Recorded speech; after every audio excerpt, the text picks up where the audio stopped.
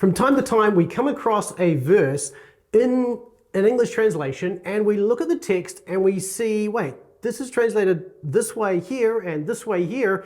Which one of those is right and how would you know? Well, recently we came across this in 1 Thessalonians chapter 5, verse 10 inside the Greek Mastery membership. And so I thought what I'd do is take that and use it as an opportunity to explain the subjunctive mood a little bit and how we get 4 different translations of the subjunctive mood in 1 Thessalonians 5, verse 10. So let's get into it.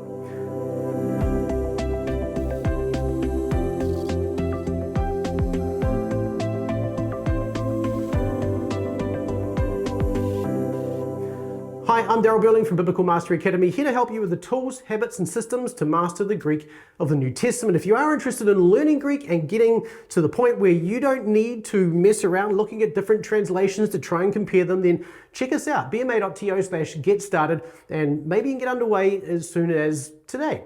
Look forward to helping you out. Okay, let's talk about the subjunctive mood. In 1 Thessalonians chapter 5, verse 10, we find there are 4 different ways that this verse is translated. So let's take a look at 1 Thessalonians 5 verse 10. Let's start first of all with the ESV. The ESV translates this, who died for us so that whether we are awake or asleep, we might live for him. And it's that word might there that is the question. It raises the question of certainty. Is this something that we will do, or is this a question of something that might happen? By contrast, the New American Standard says whether we are awake or asleep, we will live for him. Which one of these two is right? Now, before we get into this, let me make a comment about the verb in the subjunctive mood that sits in behind this, which is this verb zeisemen. Now, zeisemen in this case is in the subjunctive mood, and we know that because we have that long vowel sound before we have the personal ending. So that long omega there is the long vowel sound that is characteristic of an aorist subjunctive verb. So the thing about the subjunctive is that there are really 2 schools of thought on its usage. And you could argue one is an older kind of school of thought and one is a more up-to-date school of thought. But here's the old school of thought, is that the idea of a mood in Greek is that it portrays the relationship of the verb to reality. And I don't really have a fundamental problem with this. I think that's generally a good way of understanding what a mood does. The argument is that the indicative mood, which is what most verbs in the New Testament or in Greek generally are, they have the idea that from the point of view of the speaker, this is conveying something that is to be understood as real, right? Now, it may not be real, but from the point of view of the author or from the hypothesis or the argument the author's making, it's real. Now, the subjunctive mood, on the other hand, historically has been understood by many to have this idea of it could be real, it might be real, and so in that sense it has this idea of contingency. It's dependent on something, somewhere, for it to be real or true. And this is the view that I think I would probably differ with. There's grammars out there now like David Mathewson and Elodie Emig's grammar, which I really like. I'll leave a link in the description below if you're interested in that as an intermediate grammar, which argues, and I think really well, that the idea of the subjunctive mood is something that is put forward as a hypothesis or for consideration or contemplation, regardless of whether it's possible or impossible. The idea of possibility is not really the point. It's the idea of putting it forward for contemplation, putting it forward for thinking about, for considering, right? And that's a better way, I think, of understanding what the subjunctive mood is doing here. That makes a difference, though, when it comes to looking at the translations, as we'll see when we jump into the text. And so why don't we do that now? Let's jump into the text and we'll compare these, the different translations. But before we do that, let's jump in and take a look at what the Greek actually says and put together the context for this. All right, so let's start by going through the Greek text here. I'm going to start from verse 6 just to give you context. Note that the context going back to verse 1 talks about the day of the Lord. So this is very much a future-facing text as a whole. However, here in verse 6, we revert to the implications of what he's just said about the future, and we relate it now to the present. And he says here, therefore then, let us not sleep as the rest, but let us stay awake and be sober-minded, or be sober. For those who sleep, they sleep at night, and those who get drunk, they get drunk at night.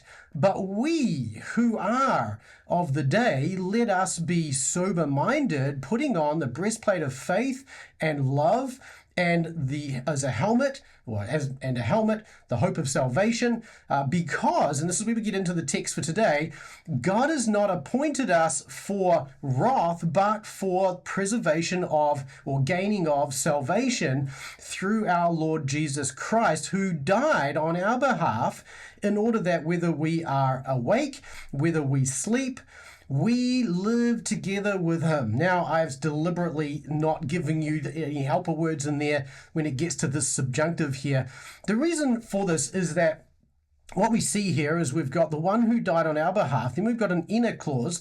Inner introduces a subordinate clause, and all of what follows here is that subordinate clause. And so here we have two indefinite subjunctives, so whether we are awake or whether we sleep, right? So this is intended to give us two conditions, two possible conditions in which we may live when this idea of this main verb in this clause takes effect.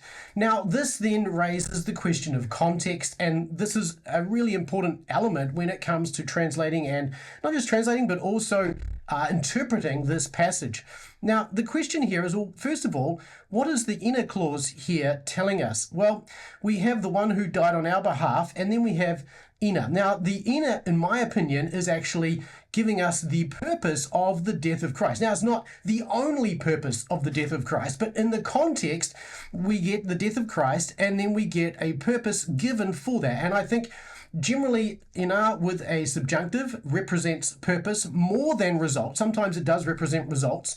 So you could argue, if it was a result clause, you could say, in order that he died on our behalf, in order, or so that with the result that we may live with him, whether we are awake or whether we sleep. And that would be legitimate. But I suspect that this is more talking about the purpose of Christ's death. Christ died on our behalf so that, with the intention that we may live, we will live, we can live, if you like, with him, whether we are awake or whether we are asleep. So I think this is best understood as a purpose clause, but again, I'm sure there's somebody out there who will disagree with me, and that's totally fine. Now, on this also, the other question that is really important here is, when does this happen? Is this a future tense idea, or is this a present tense idea? And there is actually some interesting discussions on this. And there are two views, effectively. One going back to verse 1 and suggesting that because this is all looking at the future, then all of this is considered to be a future tense idea. So the idea is that when Christ comes, he died so that when he comes, whether we're alive at his coming or dead at his coming, we will, future tense, live with him. And that then sits in behind the New American Standard translation, I think, of this passage as a will live. However, there is another view here, and this is the view I'm kind of a little more partial to, and that is that the death of Christ is not something that is relegated only to the future, but is something that also we live in today. We live in the resurrection power of Christ. Christ is in us today so that we may live together with him today, whether we live or whether we sleep. In other words, it doesn't matter if you're still alive, it doesn't matter if you're asleep in the Lord. The point is that you're able to live with him. And if you're alive, you live with him. If you're fallen asleep in the Lord, you are still in the Lord, you still live with him. So that's my personal take on that. And I think, we have here, we're in this middle of this piece, which is all, implications of the future for how we should live now. And so I think that fits. But again, there are people who disagree on that and so on. So let's go back to the text comparison that we talked about earlier. And I mentioned earlier the New American Standard and the ESV. So the New American Standard renders this text as we will live together with him, taking that future tense form idea. And we saw the ESV, we might live together with him. Now, this is actually, as I mentioned, the way of taking the subjunctive that we find down here and more of that historical approach to the subjunctive, where we see it as something of potential or possibility. So the idea is Christ died for us so that there's a potential that we might live with him. The problem with this, of course, is that we might not live with him as well, which raises the question of, well, how efficacious, how how effective is the death of Christ? Is it a certainty that we will live with him because of his death and because of the work that Christ has done to preserve us in salvation through his death? Or is this a potential, a possibility, if you like? And I think this raises the question of it being merely a possibility. I don't think that's the best way of taking the subjunctive here. I don't think the intention here is to raise questions about the efficaciousness of the death of Christ. I think the point here is to say Christ has died, and this therefore is a certainty. You will live with Christ. However, the question then becomes, well, is this a future thing, like the New American Standard says, or is this a present and future thing, in which case some of these other translations might work better? So I'm not a huge fan of the ESV for those reasons, because it raises those questions. I think the NIV is a little better. We may live with him. Now, this still has the possibility of saying, well, we may not live with him, and therefore how effective is the death of Christ. However, it's possible that also this is really just sort of giving the idea of it's more of a potential kind of idea, which represents the subjunctive a little bit more as that hypothesis kind of idea. But this doesn't convey the certainty that I would like to see conveyed in a passage like this. And the King James gives us should live. And the problem, I think, with the King James's edition when putting should live in here is it should has the idea, in English at least, of obligation. You should, because Christ died, you should live. Well, I think if you're going to translate it that way, you'd say you should live for him. But again, they've translated it together with him, which I think is better and more accurate. But I think the sense of obligation is probably not the way we tend to use this word should today. It might have been back in 1600 or even 1900 for that matter, but I don't think that's the way we use the word should today.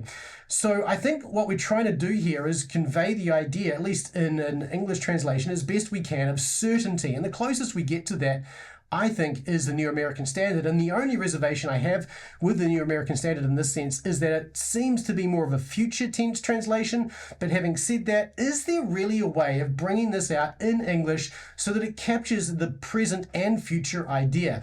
But certainly in terms of bringing out that certainty, the New American Standard does a pretty good job of that. That's my views. So I hope that's been helpful. Just with regards to different views on this and in terms of when does this take place, this is an exegetical guide which I find quite useful. It's dated to about 2008, so it doesn't have all the most recent commentaries in it, but what it does is it asks these questions and then looks at the commentaries to see who goes with what views. And you can see here that most of the commentaries and translations go with this referring to the resurrection life, which begins when Christ comes again. And that's fine. My view, this is the believer's present life and means his fellowship with Christ began when he believed and also goes into the future as well. The only commentary that really takes this view, it's significant anyway, is Leon Morris's New International Commentary. Otherwise, most of them take the view that actually, no, this is more of a future tense kind of idea. So anyway, that's I'll leave a link to this in the description below if you're interested in getting a copy of this. There's a whole set of these covering the entire New Testament and I think Old Testament as well, though I haven't used the Old Testament ones. But I'll leave a link to this in the description below so you can get it on Logos Bible Software if you're interested, or find a copy elsewhere as well. So you can see from this that the way we understand the subjunctive actually does make a difference in the way the translations work. And also there's a lot of contextual questions that need to be thought through and considered as well. And really, if you take nothing else away from this, just note how difficult it can be for translators at times to come up with a translation that's actually going to do a fair representation of what's going on in the text, because sometimes there can be a lot of different variables to take into consideration when it comes to putting the text together for an English reader. And then there are other considerations such as, well, who's the target audience of this Greek New Testament, and how pedantic, how accurate, how careful do we need to be, and how much do we want to just focus on readability and things like that. So those are all questions that translation committees also have to wrestle with. But the question I want you to wrestle with as a result of looking at this is, if you didn't know Greek, how would you know which one of these is the best answer? And of course, the answer for me, at least before I learnt Greek, was that I wouldn't. And I would get frustrated with these different views, and I would go and look then at the different commentaries, and I'd have to pick my way through the the text and how they kind of understood it, and sometimes they'd address it and sometimes they wouldn't. And this is one of the reasons why reading Greek, learning to read the original languages is so helpful. You can look at the original Greek, you can understand what goes on behind the scenes of the English translation so that you can understand why the English translations in front of you have got the different renderings they have.